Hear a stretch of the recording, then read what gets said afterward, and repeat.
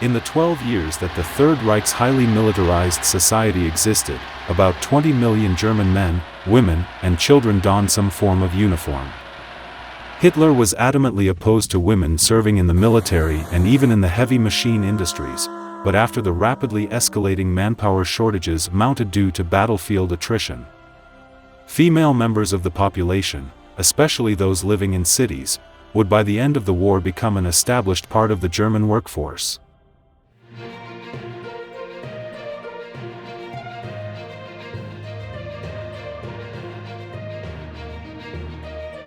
By 1936, the Hitler Youth had 5.4 million members aged 10 to 18 assimilated into the Nazi organization.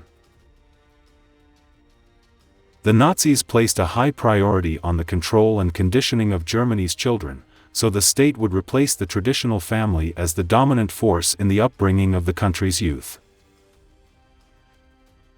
The female section of the Hitler Youth was called the League of German Girls. The Faith and Beauty Society, a section for older girls, was added in 1938.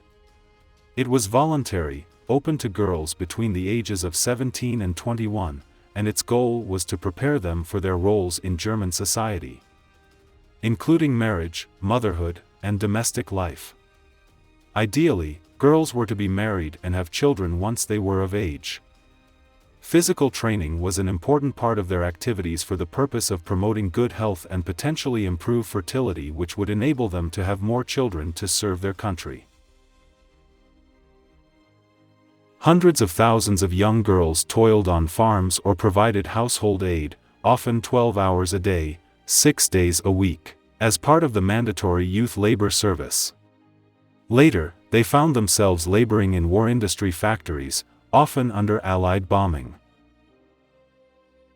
Hitler, however, was vehemently opposed to women serving in the military or even working in the industrial sector because he saw them as the incubators of new German soldiers, as well as housekeepers and child rearers.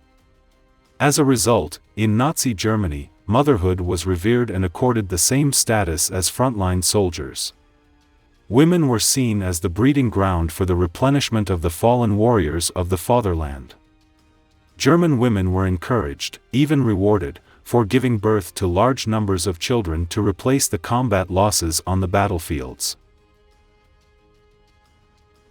In consideration of their contribution to the Nazi state, prolific childbearers were awarded special medals, the Honor Cross of the German Mother with bronze for more than 4 children, silver for more than 6, and gold for 8 or more. Germany needed to accelerate the production of military personnel, just as its assembly lines were turning out greater numbers of guns, tanks and warplanes. Nazi programs sought to remove the stigma of children born out of wedlock by providing financial assistance and state care facilities. The importance of motherhood even extended to limiting the number of women who could enroll in universities. The Nazi state set a 10% female quota for all university medical students. However, as the war increased the demand for medical personnel, the restriction was eventually lifted. 1 in 8 doctors were female by 1944. The demands of the German war effort forced the Nazis to contradict their past assertions and allow women to join the German army in non-frontline roles. As the men were sent off to war, more women began serving in communications, logistics, and clerical work. As the Allied aerial bombardment of Germany intensified, women and girls increasingly joined the war effort.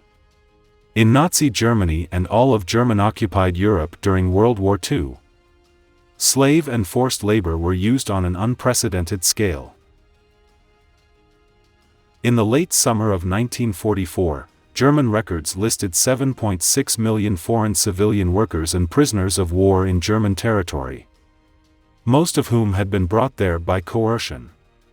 By 1944, slave labor made up 1/4 of Germany's entire workforce, and the majority of German factories had a contingent of prisoners.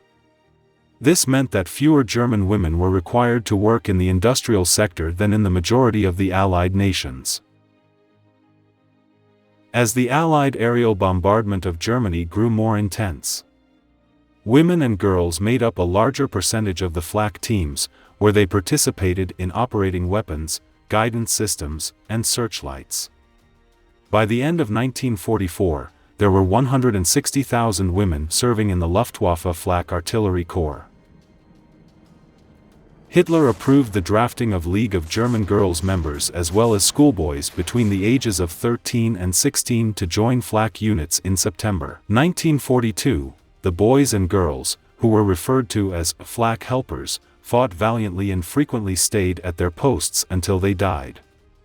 The war's final months saw the deaths of an estimated 100,000 Hitler Youth. The German Red Cross supplied the nursing staff to all branches of the German military, from city hospitals to frontline field units, who often found themselves in harm's way. Extensive recruitment efforts called for women of 16 to 21 years to come to the aid of the country's soldiers by serving as nursing auxiliaries. Female Red Cross volunteers frequently distributed food and water, supported regular medical staff, assisted during bombing raids, and provided what medical assistance they could despite not necessarily being certified medical nurses. All members of the German Red Cross staff, including its nurses, took an oath of allegiance to Hitler. The role that German women played during the Nazi era also had a much darker side. A reported 30% of German nurses had been members of the Nazi Party.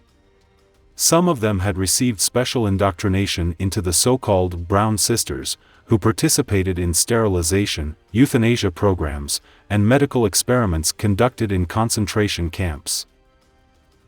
Beginning in October 1945, German nurses were tried in U.S. military courts for their participation in killing more than 5,000 German children and another 70,000 disabled and mentally ill adult patients in hospitals as part of the Nazi euthanasia program. Between 1942 and 43, Ravensbrück concentration camp became the center for the training of 3,500 female SS guards in methods of torture and murder prior to their employment in other camps. Many of the thousands of German women who were accused of war crimes after the war's end would eventually pay the ultimate price for their involvement in the atrocities.